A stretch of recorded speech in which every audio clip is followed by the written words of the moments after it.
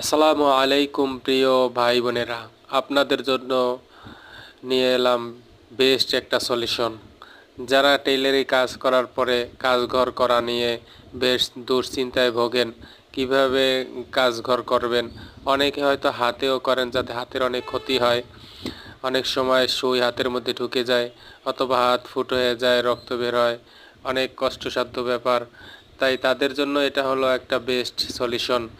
অনেক সময় আশেপাশে কাজঘরের মেশিন থাকে না, যেমন আমাদের বাজারে নেই, এখান থেকে 20 টাকা ভাড়া, তাই সেইখান থেকে কাজঘর করে আনতে হয়।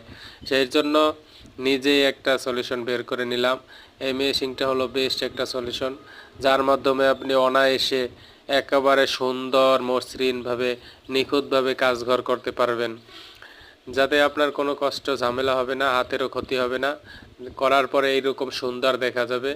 একেবারে আপনি যদি মাঝখানে একটু কেটে দেন, তাহলে আপনি কেউ বুঝতেই পারবে না আপনি এটা কিভাবে করছেন, মেশিন করছেন না হাতে করেছেন, না আপনি নিজেই তৈরি করেছেন। একেবারে বেস্ট একটা সলিউশন। এইটা কাটার পরে, কাজঘর করার পরে সুন্দরভাবে একটু কেটে দিবেন মাঝখানে কাটার দিয়ে, তারপরে দেখুন কত সুন্দর কাজঘর হয়ে গিয়েছে। এই জন্য সবাই উচিত এইরকম একটা ঘরে বসেই নিজেদের সলিউশন বের করা, যাতে আমরা নিজেরাই এরকম সুন্দরভাবে কাজঘর করতে পারি। ঠিক আছে না? এবং পাশাপাশি আমরা অনায়াসেই অন্যর মুখাপেক্ষি হওয়া থেকে নিজেদেরকে বাঁচাতে পারি। যে তাদের কাছে যাইয়া বসে থাকাতে নিজেরাই যদি একটা কাজঘর সিস্টেম করে নেই, দেখুন কত সুন্দর হয়েছে, দেখুন কাজঘরটা কত সুন্দর হয়েছে।